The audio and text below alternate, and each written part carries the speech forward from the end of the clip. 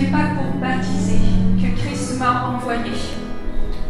C'est pour annoncer l'Évangile, et cela sans la sagesse du langage, afin que la croix de Christ ne soit pas rendue vaine.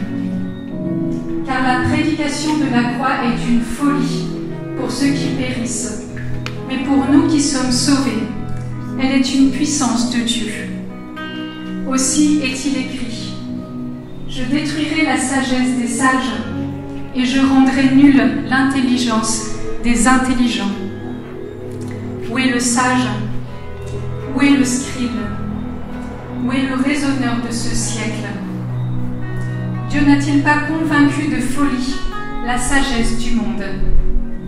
Car puisque le monde avec sa sagesse n'a point connu Dieu, il a plu à Dieu dans sa sagesse de sauver les croyants par la folie de la prédication. Les Juifs demandent des miracles et les Grecs cherchent la sagesse. Nous prêchons Christ crucifié, scandale pour les Juifs et folie pour les païens, mais puissance de Dieu et sagesse de Dieu pour ceux qui sont appelés, tant juifs que grecs. Car la folie de Dieu est plus sage que les hommes, et la faiblesse de Dieu est plus forte que les hommes. Amen. Amen. Amen. Après ce temps d'immersion, quand même remonter un petit peu, puis on replongera après. Le texte que je viens de vous lire, c'est dans la première lettre aux Corinthiens, au chapitre 1, à partir du verset 17 jusqu'au verset 25. Il nous parle, on va dire, de l'essentiel de notre foi chrétienne, l'œuvre de la croix. En fait, il y a eu quelque chose de tellement extraordinaire. En fait, cet événement qui a eu lieu il y a tellement longtemps qu'aujourd'hui, ça pourrait être juste un événement du passé. C'est passé un moment, Dieu est mort sur la croix, Dieu est ressuscité, et ça pourrait ne plus nous concerner. Or, déjà, cet événement, à cette époque, a changé complètement la face du monde. Elle a changé les hommes de ce temps-là, du temps de Jésus, et ça peut changer encore nos vies d'une puissance extraordinaire. En fait, quelque chose qui s'est passé il y a longtemps et encore aujourd'hui d'une actualité actuelle, excusez-moi pour le... Mais c'est vraiment toujours présent. Et aujourd'hui, plus que jamais, peut-être, on a besoin de se réapproprier ce que c'est le salut et ce que ça peut changer dans nos vies. Parce qu'en fait, si Jésus est mort et qu'il est ressuscité, que ça ne change rien dans ma vie, alors Jésus est mort pour rien. Jésus est mort pour rien. Moi, j'ai fait l'expérience du salut de Dieu dans ma vie, j'avais 16 ans. Je ne sais pas s'il y en a qui ont autour de ces âges-là, mais c'est à peu près, j'imagine, dans vos âges. Et en fait, accueillir le salut de Dieu dans ma vie, ça a été la meilleure chose qui me soit arrivée encore jusqu'à aujourd'hui. Aujourd'hui, je fais peut-être des trucs qui sont vachement sympas, honnêtement. Suivre le Seigneur, c'est quand même vachement sympa, en fait, vous voyez les jeunes. On fait des trucs qu'on ne pourrait pas imaginer simplement parce que Dieu est capable de le faire au travers de nous. Mais ça a été la meilleure chose qui me soit arrivée. En fait, là, on a déjà eu du coup un témoignage, mais c'est réaliser que je ne savais pas qui j'étais avant de connaître Dieu. Et pourtant, peut-être comme vous, j'ai grandi dans une famille chrétienne. Et on peut grandir dans une famille chrétienne et ne pas savoir qui est Dieu. Et surtout, d'avoir une puissance extraordinaire mise à disposition qu'on n'utilise pas. Et ce soir, peut-être que votre vie va changer. Ça dépend pas de Dieu, mais ça dépend de chacun de vous. Vous allez avoir ce choix-là, en fait, de pouvoir accueillir ce salut-là, ou de pouvoir, pour ceux qui l'ont déjà accueilli, pouvoir le rechoisir. En fait, le salut de Dieu, c'est pas seulement une fois dans votre vie. C'est tous les jours. Chaque matin, quand je me lève, je réalise que Dieu a donné sa vie pour moi. Et en fait, ça, c'est extraordinaire. Moi, je pensais que j'étais pas aimable à 16 ans. Je pensais qu'il n'y avait pas de place pour moi, qu'il n'y avait pas de projet pour moi. Je vivais dans une famille où c'était vraiment compliqué. Et tout à coup, réaliser que Dieu m'avait tellement aimé, moi, moi Dieu m'a aimé, ça c'est clair quoi. Mais Dieu m'avait tellement aimé que même si j'avais été toute seule, il serait descendu sur terre et il aurait fait la même chose, juste pour moi. En fait, l'amour de Dieu va jusqu'à là. Il nous a tellement aimés que Dieu n'a pas sauvé le monde de façon générale. Il a sauvé chacun de nous de façon ultra personnelle. Quand le péché est entré dans le monde, il a fallu que Dieu trouve quelque chose pour nous rejoindre au plus proche. Il aurait pu choisir autre chose. Non, il a fait quelque chose de fou, et on l'a lu du coup dans cette épître aux Corinthiens. Dieu a choisi le langage de la folie, parce que l'amour, c'est une folie. Des fois, on fait des choses déraisonnables par amour. Voilà. Il y a ceux qui se rappellent que peut-être des grands élans, des bouquets, des choses extraordinaires, tout à coup, l'amour fait un espèce de dépassement, et il fallait que Dieu soit le plus fou dans l'amour pour nous emmener le plus loin possible. Amen. Ah, merci. Non, mais c'est bien, je vois que ça suit quand même, en fait. Je ne prêche pas seule. Et en fait, vraiment, cet amour de Dieu était tellement déraisonnable que, vous savez, le conseil de fabrique avec le Père, le Fils et le Saint-Esprit, ben maintenant, qu'est-ce qu'on fait pour ces hommes qu'on a créés, qu'on aime tellement? Dieu, et Jésus dit, moi j'ai une idée, moi je vais descendre, je vais quitter la gloire que j'ai, je vais me faire homme. Imaginez Jésus qui quitte la gloire. Il était bien pour prendre notre nature et pour que nous, à sa suite, nous sachions que Dieu connaît chacun de nos soucis, chacune de nos épreuves, tout ce que nous pouvons vivre de dur, de difficile. On peut ne pas être compris de quiconque, mais Dieu peut comprendre tout ce qu'on peut vivre de dur. Il n'y a rien que Dieu n'a pas pris, il n'y a rien que Dieu n'a pas assumé. Et c'est une des grandes nouvelles. Aujourd'hui, le monde veut nous faire croire en fait que la peur va triompher. On a vu ça ces 2 dernières années. Le monde veut nous faire croire que en fait, la dépression va gagner, que la peur va gagner, que la culpabilité va gagner. Or, Jésus a déjà tout gagné à la croix. Il a déjà tout pris, tout ce que tu as vécu jusqu'à aujourd'hui, tout ce que tu vivras jusqu'à ce qu'on aille le rejoindre dans la gloire. Il n'y aura rien que Dieu ne peut pas comprendre, que Dieu n'a pas pris. Dieu n'a pas voulu le péché, mais Dieu a tout pris. Et une des premières choses que le Christ a fait quand il est venu, et ça c'est une bonne nouvelle, et c'est important pour vous les jeunes de l'entendre, c'est que le Christ nous a libérés. Nous étions esclaves du péché, on peut être esclave de quantité de choses aussi aujourd'hui dans notre monde. On peut être esclave de la cigarette, on peut être esclave des réseaux sociaux, on peut être esclave du regard de l'autre et ne pas être libre. Or Jésus, quand il est venu, il a cassé ça et il nous a rendus libres. Et c'est l'Épître aux Galates, chapitre 5, verset 1 qui nous dit: c'est pour être vraiment libre, réellement libre, que le Christ nous a affranchis. Il n'y a plus rien qui peut nous rendre esclaves de quoi que ce soit. Et du coup, on a besoin, nous, en tant que chrétiens, de proclamer à la face du monde qu'il n'y a rien dans notre vie qui nous tient et qui nous empêche de grandir en liberté et de se déployer selon le plan de Dieu. Le monde aujourd'hui a voulu nous mettre sous le fardeau de la peur et n'a pas réussi. En tout cas, moi j'espère que vous et que moi, j'espère que vous croyez que le monde n'a pas réussi à nous enchaîner à la peur. Et on a vu le rôle des médias, on a vu la télévision. Il suffisait d'ouvrir quelque chose pour être assailli par quelque chose qui venait et qui nous engouffrait. Et on a vu des gens aller mal à cause de ça, être complètement pris, alors qu'en fait le Christ est venu pour prendre sur lui toutes ces phases, en fait, toutes ces peurs, tout ce qui pouvait enclencher notre vie. Et c'est important, il n'y a personne qui peut vous enchaîner. C'est sous le regard de Dieu que nous vivons. C'est sous la croix de Jésus-Christ que nous vivons. Et il est venu pour nous manifester son amour de cette façon tellement personnelle. Et en fait, tu peux faire le choix de ne pas suivre Dieu. Tu peux faire le choix et Dieu te laissera libre, te laissera complètement libre. Mais là, je parle vraiment aux jeunes.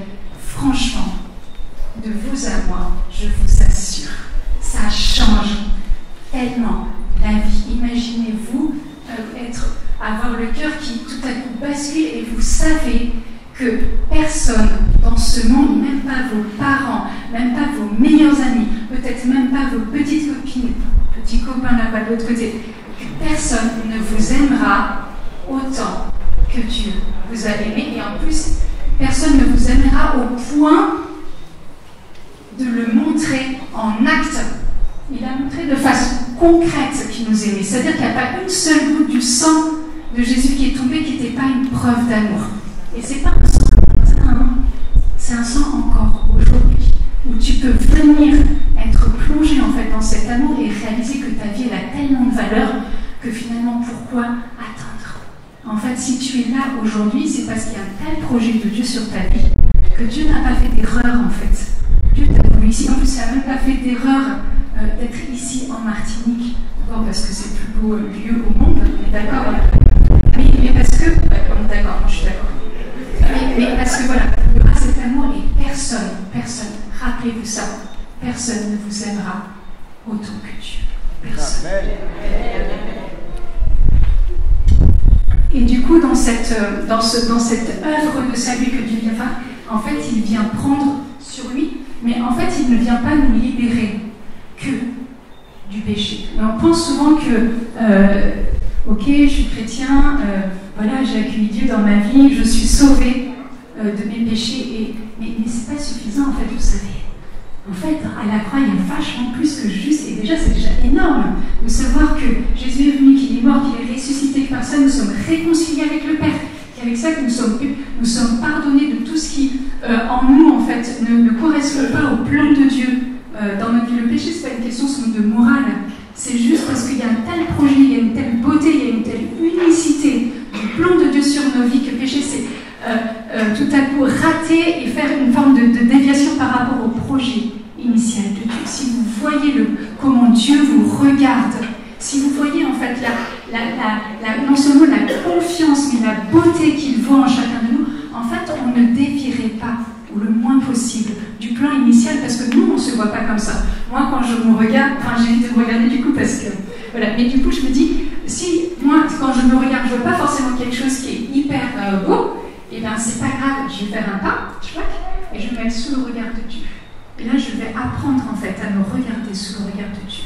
Parce que sous le regard de Dieu, il y a quelque chose d'extraordinaire. Et on a besoin, là, je parle plutôt au groupe Feu Nouveau, d'apprendre à nous regarder chacun avec ce regard de Dieu. C'est pas grave, on se connaît tous, nos manies, nos défauts, nos limites. C'est pas ça que Dieu veut. Ça va nous agacer, mais c'est pas grave. Mais apprendre à regarder la beauté de Dieu et le plan de chacun, et de voir, en fait, apprendre à regarder avec les yeux de Dieu son frère ou sa sœur. Ça change, en fait, les relations. Ça huile les relations, et on se dit, mais en fait, tout le monde est tellement merveilleux que personne ne peut avoir pas de place, personne ne peut être exempt, en fait, du plan de Dieu, de cet amour de Dieu. Et on apprend à se regarder comme une merveille. Et du coup, le salut de Dieu doit aller encore plus loin. Parce que je ne suis pas seulement sauvée, mais ça veut dire que dans mon corps, dans mon âme, dans mon esprit, tout ce que je suis, le salut vient et prend la place. Et du coup, je me rappelle plus la référence, c'est la lettre de Saint Pierre au chapitre 2, versets 2 à 4, qui nous dit ceci, il dit « Lui qui a porté lui-même nos péchés en son corps sur le bois, afin que, morts au péché, nous vivions pour la justice, lui par les meurtrissures duquel vous avez été guéris. » En fait, il y a une puissance de guérison dans le salut que Dieu nous donne chaque jour. Une guérison de nos traumatismes, une guérison de nos maladies, une guérison de notre mémoire, une guérison par exemple de toutes les paroles qui ont été prononcées sur notre vie, la guérison de nos maladies physiques. En fait, il y a une puissance de guérison que Dieu vient distiller, et il est capable en un instant, en un claquement de doigts, de pouvoir libérer toutes ces choses-là. Mais quand Dieu ne le fait pas en claquement de doigts, en fait, ça veut dire que la grâce de Dieu nous donne cette capacité, en fait, à avancer et à vivre chaque jour avec ce que nous avons vécu dans nos vies, nos traumatismes, nos souffrances, etc., mais que rien ne puisse nous arrêter. Et je reviens en arrière, du coup, pour dire que même jusqu'à là, il n'y a rien qui nous freine, il n'y a pas de chaîne, il n'y a pas d'entrave en fait. Et de réaliser qu'en fait, au travers de tout ce que nous pouvons vivre aujourd'hui, tout ce que nous avons vécu, peut-être que tout ce que nous vivrons dans la suite, que le salut vient se frayer un chemin et être capable en fait de me faire vivre une vraie vie de sainteté par le sang de la croix qui a coulé pour ma vie, sans que ce soit un problème. Et en fait, on a des quantités de témoignages de gens, moi qui m'édifient, de voir qu'au travers en fait de quelque chose qui a priori est vraiment négatif, un traumatisme, un accident, autour de moi il y a beaucoup de gens qui ont des cancers, et de voir l'œuvre de la grâce de Dieu au travers de tout ça. Au lieu de se lamenter, au lieu de se dire que tout est fini, c'est cette capacité de se dire, en fait, c'est là qu'il y a une faille, une blessure, il y a une faille, et dans la faille va couler le sang de Jésus, et va faire cette œuvre de résurrection. Et donc c'est une capacité de fécondité pour nos vies extraordinaire. Et si on pouvait changer notre regard sur la manière de voir ce qui peut nous arriver au quotidien et se dire, là, le salut de Dieu va germer. Il a fallu attendre que Christ soit ressuscité. Il est passé par la mort, il est descendu dans le tombeau. On pensait que tout était fini. Mais même quand le Christ était flagellé, même quand on lui crachait dessus, même quand il a été dépouillé, même quand il a été crucifié, et même quand il était mort, Dieu était déjà vainqueur. Il y avait les prémices de la résurrection dans les choses qu'on ne voyait pas à première vue humaine. D'un point de vue humain, tout était fini. Tout était fini. Alors que du point de vue de Dieu, tout était accompli. Il ne restait plus que la puissance de la résurrection, de prendre le corps de Jésus, mais en fait, tout était accompli. Et c'est croire que dans tout ce que je peux vivre de difficile, et on le voit en fait, Dieu peut se frayer un chemin et nous conduire beaucoup plus loin. Et ce symbole, comme dirait, c'est la folie du monde. Voir une croix, c'est pas quelque chose... A priori, c'est pas un truc qu'on a envie de regarder. Je sais pas, moi je ne suis pas très fan des films sanglants. Peut-être s'il y en a vous, moi je suis sensible, alors du coup je suis trop sensible, moi je regarde pas, je peux pas regarder des films d'horreur, je peux pas regarder. Mais quand vous voyez quelqu'un qui saigne ou qui a mal, c'est pas le truc que vous avez envie de regarder. Pourtant on a des croix partout. Ce symbole qui a priori est un symbole de mort, en fait est une puissance de vie extraordinaire. Et nous avons besoin de retrouver cette vie qui a besoin de jaillir en fait à l'intérieur de nous. Et on a tous en fait des lieux de mort, et on a vu qu'en fait, non seulement nous, on en a de par notre histoire, de par des quantités de choses, on a toujours en fait un peu de mort qui se trimballe là, et que Dieu vient venir justement éclairer par sa puissance de vie. Mais on a vu justement que du coup, au niveau national, ce poids de mort qui est arrivé et qui nous a tous un peu écrasés, et réaliser qu'en fait, non, c'est pas ça que Dieu veut. Et qu'il y a une puissance de vie qu'on a besoin de réveiller. Et tous les matins, on peut se lever et accueillir cette œuvre du salut. Moi, tous les matins, quand je me lève, je me dis, moi, j'accueille cette puissance de vie. En fait, je ne vis pas comme si le salut était extérieur à moi-même. Et on peut, en fait, vraiment vivre de cette façon-là et jusqu'à cette façon-là. Il n'y a rien, en fait, qui est impossible à Dieu. Rien n'est impossible à Dieu parce que, de toute façon, Dieu a déjà tout accompli. Donc en fait, il n'y a rien dans nos vies qui est étranger à Dieu. Dieu connaît tout ce que nous vivons et il n'y a rien que Dieu ne puisse faire. Mais en fait, Dieu peut tout disposer dans nos vies. Dieu peut nous apporter à manger, peut même préparer un super repas. Mais si on ne mange pas, Dieu ne peut pas nous faire manger à la place. Donc après, le choix que moi je fais, c'est de manger, c'est-à-dire d'accueillir et d'ouvrir mon cœur au salut de Dieu. Il n'y a pas d'autre chose en fait qui peut se passer. Si je n'ouvre pas mon cœur, si je ne permets pas à Dieu à un moment de rentrer dans ma vie, et en fait, Dieu ne va pas te forcer, il va te demander la permission, c'est un gentleman. Ouais, il est bien élevé en fait. C'est un super gentleman, et il va te... Coco, je sais pas comment on dit chez vous quand on frappe. Bon, voilà, ok. Et donc du coup, il frappe et il va demander en fait la permission. Tu es libre. Tu es libre. Tu es libre d'y répondre ou pas. Et tu es libre d'ouvrir ta comme ça. Mais tu es libre d'ouvrir ta porte. Comme ça. Ce qu'on va vivre après ce soir. Je veux dire, la bénédiction de Dieu dans ta vie, ça va dépendre en fait de la capacité que tu as à lui ouvrir ou pas. Je suis désolée, je pense que toi et moi, il y a vraiment du feeling. M'en veux pas. Moi, j'ai vraiment... Enfin, voilà quoi. Alors, ce soir, tu vas repartir, tu vas voir. Ça va être bien. Mais voilà, et y a notre responsabilité, elle va jusqu'à là. Et donc, vraiment, on devient acteur de sa vie parce qu'on permet à Dieu, en fait, de réaliser quelque chose de complètement nouveau dans notre vie. Et en fait, cette nouveauté de Dieu, c'est quelque chose d'extraordinaire. Et en fait, quand on permet à cette puissance de vie, quand on permet à cette puissance de résurrection, quand on permet à cette fécondité de rentrer dans nos vies, en fait, on porte du fruit, comme dit l'Écriture, pas à 1%, mais en abondance. Et en fait, la gloire de Dieu, c'est les fruits que nous portons. La gloire de Dieu, c'est la fécondité de nos vies. Et Dieu se réjouit, et Dieu vient cueillir dans nos vies. C'est juste imaginer, Dieu vient cueillir en fait tout ce fruit de beauté, de fécondité qui vient de notre vie.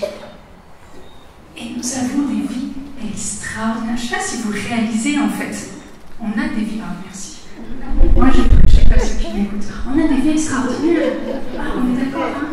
Donc, voyez, vraiment, elle est d'accord avec moi. En fait, on ne réalise pas, et des fois, on voit nos vies juste petits, en fait. On se dit, bon, moi, c'est dans ma vie. Il y a tellement de milliards de personnes sur Terre que moi, ma vie, c'est... Mais tu ne serais pas là. On dit dans le monde que tu ne serais pas là, ça ne changerait pas grand-chose. Mais du point de vue de Dieu, tu ne serais pas là, il manquerait quelque chose, en fait. Parce que l'unicité de ta vie, il manquerait quelque chose. Et Dieu a besoin de chacun, de chaque maillon, en fait. Là, dans le groupe, il manquerait quelqu'un, vous le sentirez tout de suite. Il n'y aurait pas Gérard, il n'y aurait pas... il manquerait quelque chose quand même. Il y a une saveur particulière pour chacun qu'il n'aurait pas si jamais il manquait quelqu'un. Et c'est croire en fait que justement le déploiement de cette particularité est propre au temps où nous sommes. Ah, je vais vous raconter qui a... Alors je suis désolée, ça vient d'arriver, donc qui a déjà vu là sur les réseaux, désolée, peut-être les jeunes, j'en sais rien, mais ce qui est en train de se passer du coup à Asbury, en fait dans le Kentucky, c'est une université évangélique. Et qui a entendu parler du coup du réveil à Asbury? Ah, merci quelqu'un. Voilà, je sais, on en a déjà parlé. Qu'est-ce que tu en penses? Ouais. Alors, on va vous expliquer, parce que sinon on va continuer tout de suite. En fait, il est en train de se passer un truc assez extraordinaire. Depuis mercredi dernier, pas hier, mais mercredi dernier, en fait, il y a un collège donc, du coup, évangélique dans le Kentucky.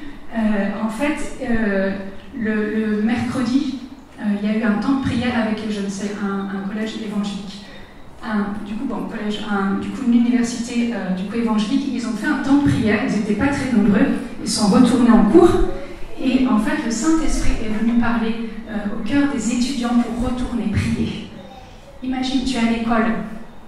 Tu as sur ton cœur qu'il faut que tu partes prier. Tu fais quoi? Non, mais eux, ils sont partis prier. Peut-être toi, tu vas rester parce que quand même ici, c'est pas des collèges... Tu es dans une école catholique ou pas? Ou tu es l'école... Non, ok. Ouais, bah du coup, c'est vrai que ça posera un peu plus problème. Hein. Mais donc du coup, voilà, les étudiants sont repartis du coup prier c'est une grande salle, une grande chapelle. Et en fait, sont arrivés des étudiants, ils commencent à arriver des gens de partout.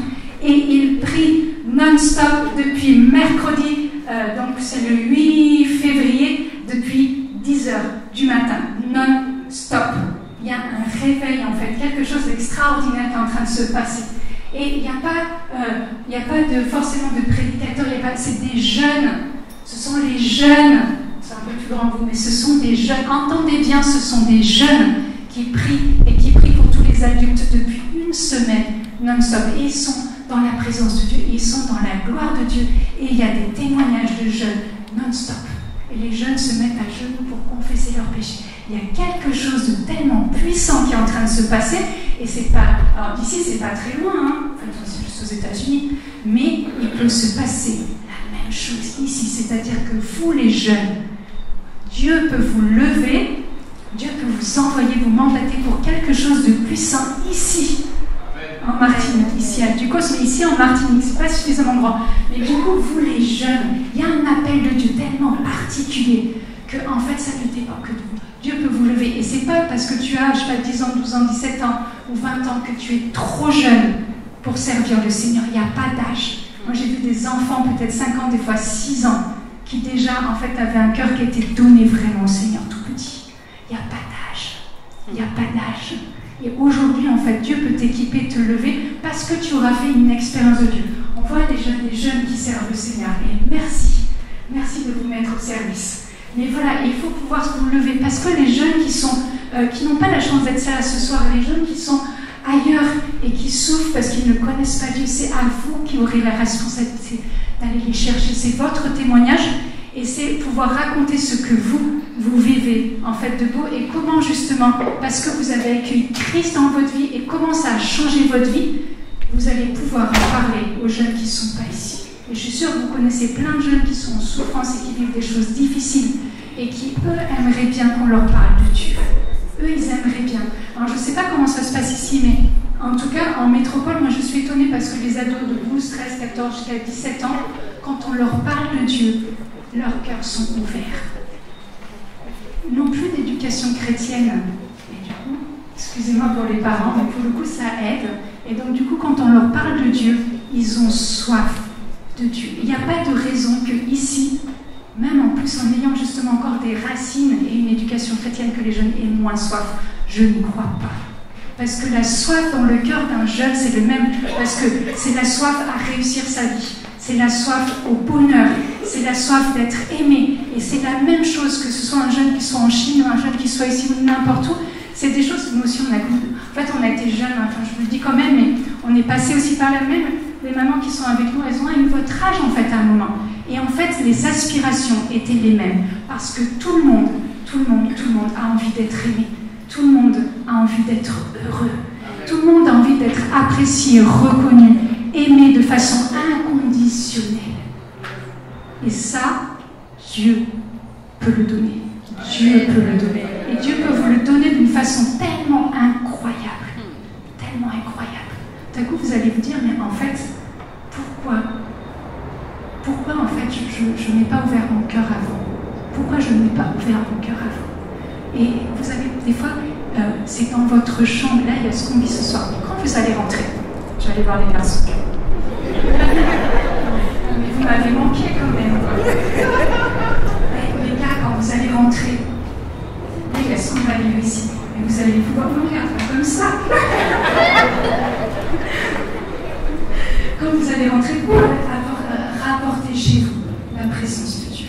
Quand j'avais 16 ans, moi, il y avait des trucs que je vivais à l'église, mais je vous assure que chez moi, je n'étais pas seule dans ma chambre, je partageais ma chambre avec ma grande sœur, mais je vous assure que dès que je commençais à prier, je vous assure qu'il y avait une telle présence de Dieu que des fois je priais pendant 3 heures. Et en fait, je vivais des trucs complètement dingues avec le Seigneur, et il n'y avait pas besoin, et j'étais toute seule.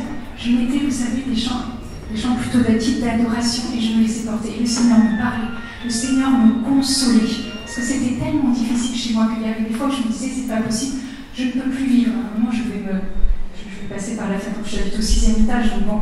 Mais ça, à un moment, de se dire, mais en fait, dans tout ce que je vis, Dieu vient. Et en fait, Dieu me donnait la force, Dieu me consolait, Dieu réparait mon cœur. Dieu me parlait à mon cœur, et mon cœur était embrasé. Et ça, vous pouvez le vivre aussi chez vous. N'attendez pas de revenir au groupe de jeunes. N'attendez pas, parce qu'en fait, la majorité du temps, ici, vous allez découvrir des choses, vous allez être enseigné. Mais en fait, c'est chez vous que vous allez apprendre, en fait.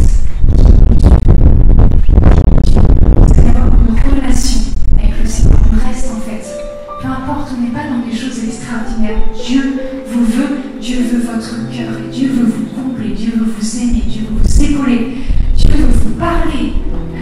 Dieu veut vous parler même pour l'avenir, pour qui vous êtes en fait. Voilà, vous êtes à l'âge où on se demande toujours un peu qu'est-ce que vous voulez faire. Dieu va vous parler sur ce projet tellement unique qui est sur chacun de vous. Et c'est le moment, c'est vraiment le temps favorable pour répondre à l'appel de Dieu. Il n'y a pas d'âge, il n'y a pas d'âge. Je ne sais plus trop quand, mais en fait, je me souviens, j'étais dans j'étais en Côte d'Ivoire et du coup c'était vraiment la banlieue, on va dire, d'Abidjan. Et voilà, j'étais un peu dehors avec pas mal de jeunes, c'est un quartier plutôt assez pauvre, de pêcheurs, etc. Vous savez, tout le temps je suis restée. Il y avait un enfant qui avait 10 ans, un petit bout de chou. Il était là à tous les temps de prière, il était devant. Et en fait, on sentait qu'il avait tellement soif de Dieu. 10 ans, je ne sais pas ce qu'il va devenir, mais 10 ans, présent, toutes les semaines, chaque fois qu'il y avait quelque chose, des fois c'était 2 fois par semaine. Il était là, il était assis, il est resté et il priait. Et dès qu'on commençait à prier, il fermait les yeux, il levait les mains, il attendait que Dieu vienne le toucher. Il n'y a pas d'âge pour se laisser toucher par Dieu. Et là, ça va être de votre responsabilité. Ne passez pas à côté. Ne passez pas à côté. Il y a tellement, vous ne pouvez même pas imaginer en fait comment Dieu est bon. Enfin, je veux dire, ça vaut le meilleur plat, ça vaut le meilleur, bon, vous êtes trop jeune, mais ça vaut le meilleur vin, ça vaut le meilleur rhum, ça vaut le. Enfin, c'est-à-dire que tout ce qu'aujourd'hui tu trouves de meilleur dans ta vie, Dieu, c'est meilleur que même tout ça. Hein. On va prendre le temps de prier, parce que sinon, si je m'emballe. On est libre, on est en famille. Hein. Donc, si vous voulez être debout, soyez debout. Si vous voulez être assis, soyez assis. Mais s'il vous plaît, là, prenez ce temps-là et laissez Dieu faire, laissez visiter par Dieu et demandez à Dieu qui vous touche, demandez-lui sa bénédiction, demandez-lui sa main sur vos vies.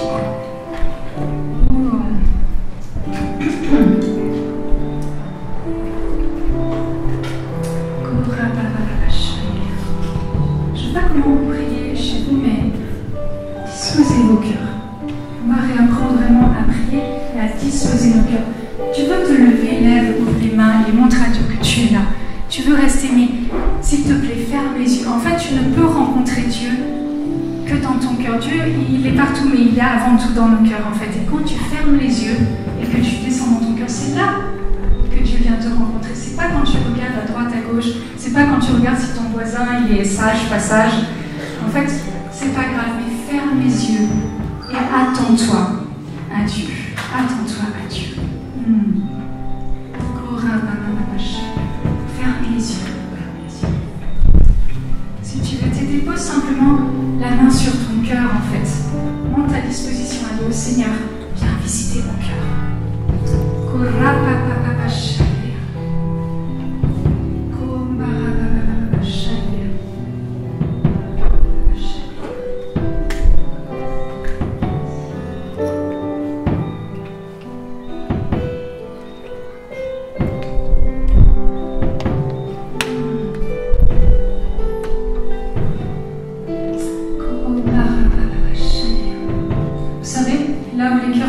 Sont assoiffés, le Saint-Esprit file en fait, il reconnaît un cœur qui a soif.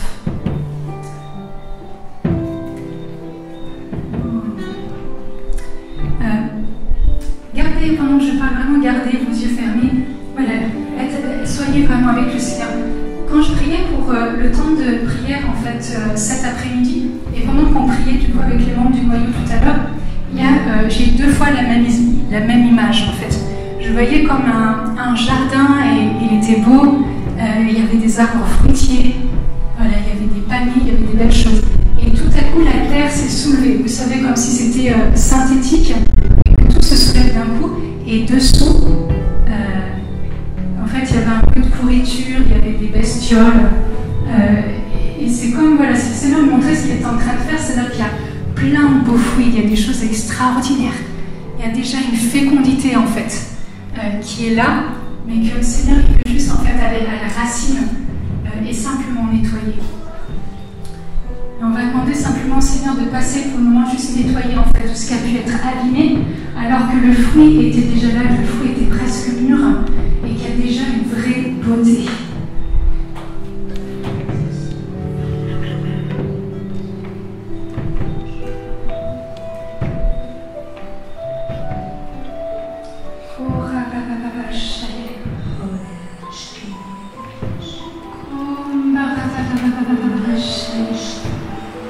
S'il y en a qui parlent en langue, commencez simplement à prier en langue. Oh,